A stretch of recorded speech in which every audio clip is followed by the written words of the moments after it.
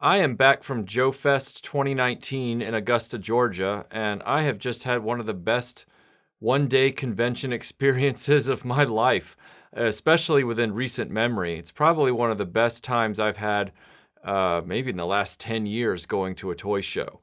And I just wanted to tell you guys everything that happened and show you a few pictures and just sort of recollect, because it was really rejuvenating. It really made me excited about the content that I'm creating and about the videos I'm working on, and it was just a really good time. So to set the stage for you, my buddy Matt Swafford, who runs Reclaimers Vintage Toys on Instagram, and I'll have a link in the description, he and I have been friends for years. He's actually the guy that provided the APC for my G.I. Joe video about the APC. So the one that you see in the skit with Firefly and Rock and Roll, that's an APC from Reclaimers Vintage Toys. And he flew up from Florida, and we went together to this JoeFest. And it was cool because I haven't been to a G.I. Joe specific convention since Toylanta used to be called Joelanta. Which has been several years. And before that, I think the first one I ever went to was the 2007 official JoeCon in Atlanta. But we get up there. It takes about 2.5 hours to drive up there. And before we even walked in the lobby, people were greeting us, saying hello. It was a very friendly atmosphere. There was some cosplay going on. Some of it was G.I. Joe related. Some of it was just pop culture cosplay. But people were walking up and they were just shocked to see me there. One, because I wasn't, I wasn't like a guest or anything like that on the guest list or whatever. I was just going to go. I was just a collector that wanted to go to this thing and look for some toys and all that kind of stuff. And so I went and, we're in the hotel, and it took us 30 minutes almost just to get to the vendor room where all the toy dealers were, because we kept getting stopped by people who just wanted to thank RetroBlasting for all the great content.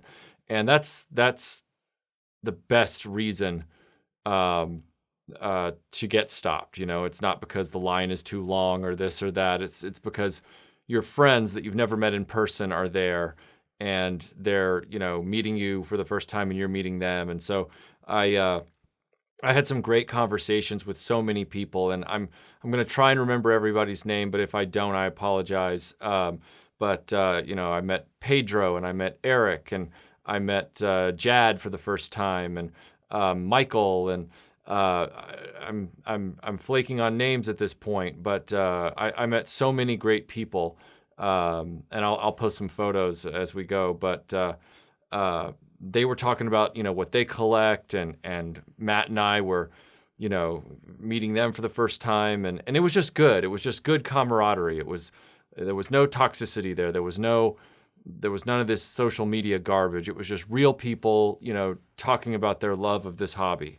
And then I got inside, and I got to meet a number of people that some of them I'd met years ago, and others I was meeting for the first time. So I got to reintroduce myself to Carson from 3D Joe's. He's done an amazing work for G.I. Joe fans online. Go to 3djoes.com if you haven't seen his work. Just amazing stuff. And then I also got to meet Cujo from the G.I. Joeberg podcast, which is awesome because he's out of California. And that was the other thing, everybody who was there, they were all from different parts of the country. They weren't from the East Coast or North Georgia or anything like that. They were Wisconsin, Minnesota, California, New York, Florida. I mean, they were from all over the country to come to this thing, which was really encouraging. And then of course, the real reason that I was there, the primary reason was to meet HCC 788, Brian Lower, from his G.I. Joe YouTube channel. And he was there with a booth. And I got to meet him in person because I did Cobra Convergence 3 last year, which is his big summer shindig. And I'm doing Cobra Convergence 4 here. I think my video drops on July 10th, as a matter of fact. Shameless plug. So meeting him and his wife and everything, it was nice to finally be able to meet them in person. So then Matt and I get, real invested in looking around for toys. And I made the mistake of not going with a plan. I thought, unwisely, that because I didn't have an objective and that I wasn't really looking for anything, that would insulate me from making any terrible impulse buys. That's exactly the opposite of what occurred. So I did stick to one caveat, which was I'm not going to start down a collection I don't already have something from. If I do see something, it has to be something that's going to fill a hole for a collection that I have, get me closer to doing a video, or be something that I don't have from an existing collection. So we go in there, we're looking around, and I turn a corner, and there's this corner booth, and the corner booth has a complete Conquest X30 from G.I. Joe and a Python Patrol Conquest X30 from G.I. Joe. And over the years, people have asked me, are you ever going to review the Conquest? Do you have a Conquest? And back at North Carolina Toy Con, I had mentioned that I didn't have a Conquest, and recently one was generously donated to me, but it was a restoration project, and it had some broken tabs in the cockpit area and things like that are going to be really difficult to fix, and there weren't a lot of pieces left with it either. It's still a viable restoration project, and I will get around to it, but as far as, finally completing that part of the G.I. Joe collection I hadn't done. And the reason that I hadn't done it, and this is embarrassing to admit, is because back when I was a kid, Roger, who was my next door neighbor, he was the kid next door, he had the Sky Striker, and then he bought the Conquest when the Conquest was new. And my brother and I had the Rattler. Now, when I saw the Conquest, it was kind of a letdown for me because it was smaller. It felt more hollow-y plastic, with the sort of yellow engines on the back that you could kind of squish. It felt more like a toy that should almost be sold in the wire bin with all of the sandbox toys. There was something about it that wasn't as epic as the Sky Striker. It wasn't as definitive. And so there has been, for the last 35 years or whatever it's been for me, there has been a severe lack of interest in the Conquest. I don't hate it. I don't wake up at night, thinking about how much I dislike the Conquest or trying to tear it apart. But because I already had 3 Sky Strikers and they're all on the flag, as a collector, I would look over at the flag and I wouldn't see anything missing. I'm not really big on the Phantom that came after that because it doesn't look like a viable fighter. I don't know what that thing is. But I'd never had a lot of active interest in the Conquest. So I thought, no, this is the moment. There's a complete Conquest here. People have been asking me to review it, or, when am I going to incorporate it into a video? Need to get a complete one. So I do. And I thought, well, Python Patrol Conquest is sitting here too. It's complete, even with the box and the instructions. Might as well pick that one up. Got to pick that one up. And so I pick that one up and I take those back to the car. And I'm thinking, okay, I've just blown through most of the money that I pulled out of the ATM. I'm done. This is good. We're good. So these are the 2 that I bought. This Conquest is going to need some sticker help. I'm probably going to have to reposition and redo all the stickers, but they're complete. They're in good shape otherwise. So I'm happy. So I go into the artist room and I meet some artists that knew of me and I knew of them. And so we met for the first time, and I have some of their work here. First person I met was, this way, Tom Feister. And he gave me this beautiful print of Snake Eyes in his original commando uniform from the original G.I. Joe run. And we talked for a little while, and so I picked up this print from him, which was really, really awesome. And I'm going to be framing this and putting it in the studio here. And then I also had the pleasure of meeting Kickley, who Kickley, if you haven't heard of Kickley, did Purdy for Image Comics, and Kickley is another great artist like Tom. And I saw a print there that I just had to have on Kickley's table. And Kickley, like Tom, has this very signature style. Their styles are both very distinct and very different, but they both have a lot of energy.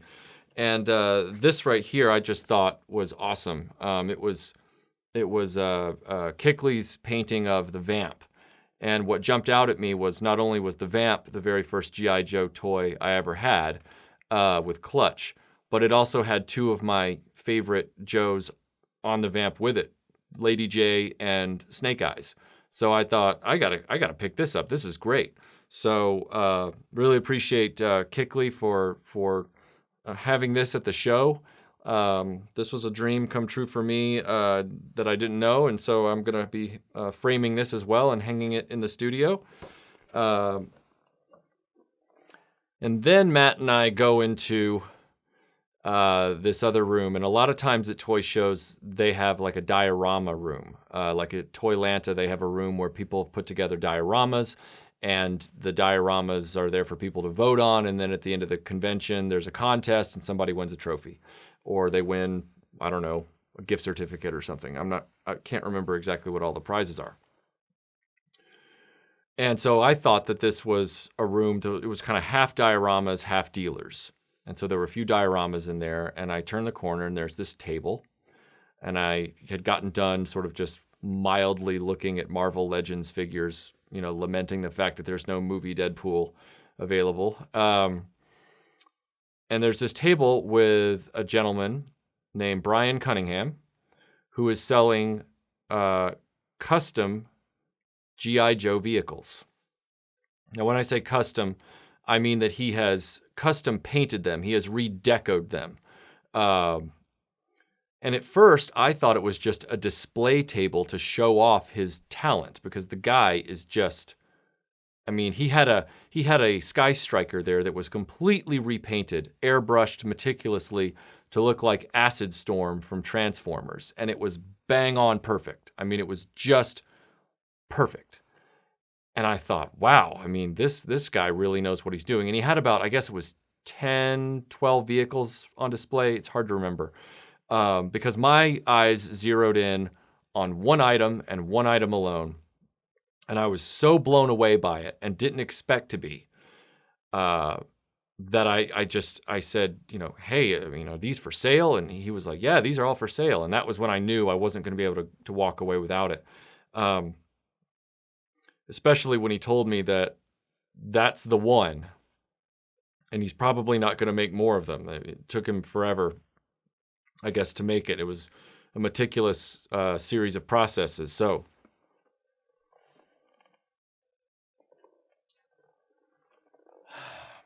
what you are looking at is a completely vac metallized Sky Patrol Conquest X30. And this is easily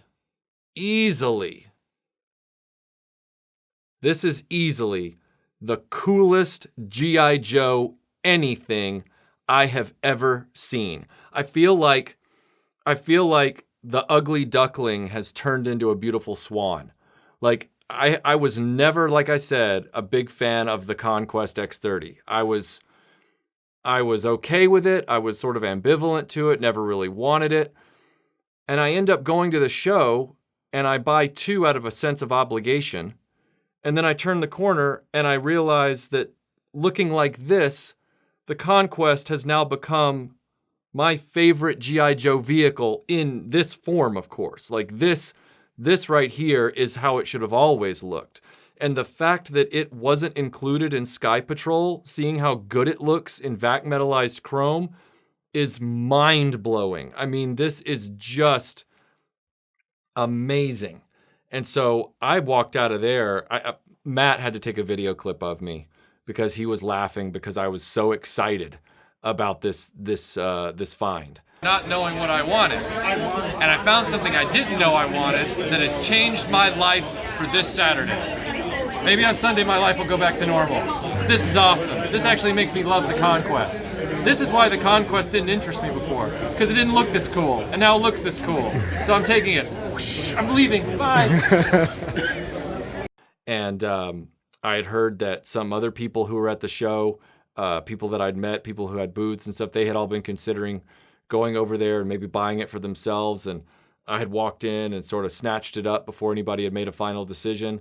But I walked out of there with no second thoughts and no regrets. I mean, this is probably the coolest acquisition in my collection since I successfully got the Matchbox SDF-1 Robotech playset.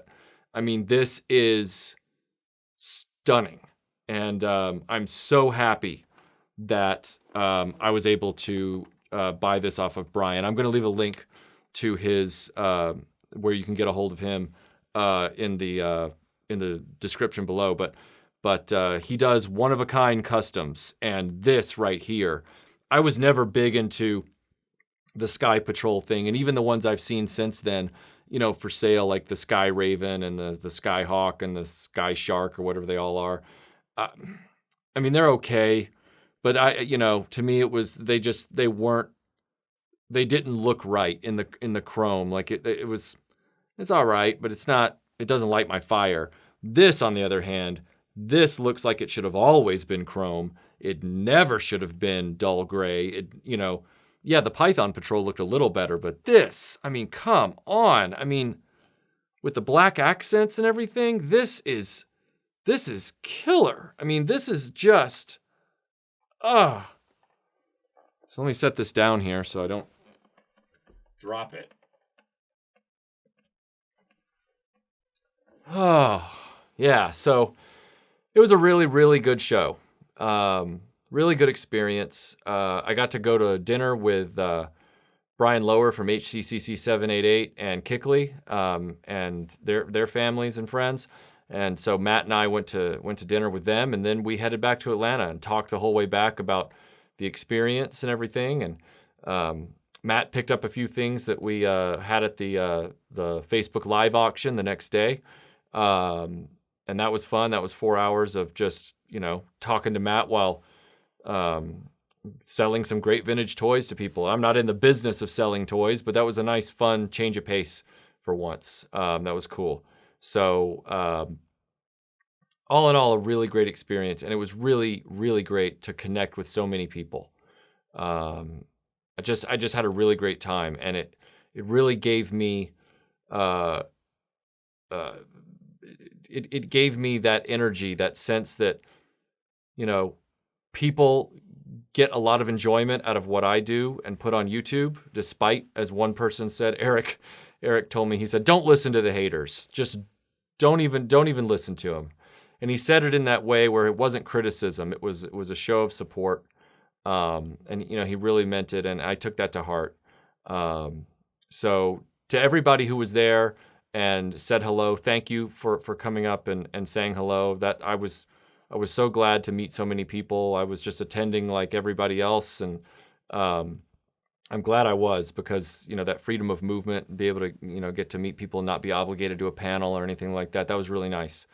And also to just meet everybody kind of literally where they were at the show at the time, So if I've left out your name, or if I didn't have a photo of you and I together, please send me one. That would be awesome. I'd love to have it for my, just my private record of going to this event. It really did make me see that RetroBlasting is important to a lot of people. And I'm going to keep going. I mean, I didn't think I wouldn't, but that kind of thing really lights the fire again, and so we're in the middle of some good stuff right now, and it's all going to be coming out very soon. But JoeFest is going to make it come out even quicker, because JoeFest 2019 was a really great day for me. And that's because of all of you guys. So thanks. Thank you sincerely from the bottom of my heart. Thank you. So Thanks for watching this, and we'll see you on the next video.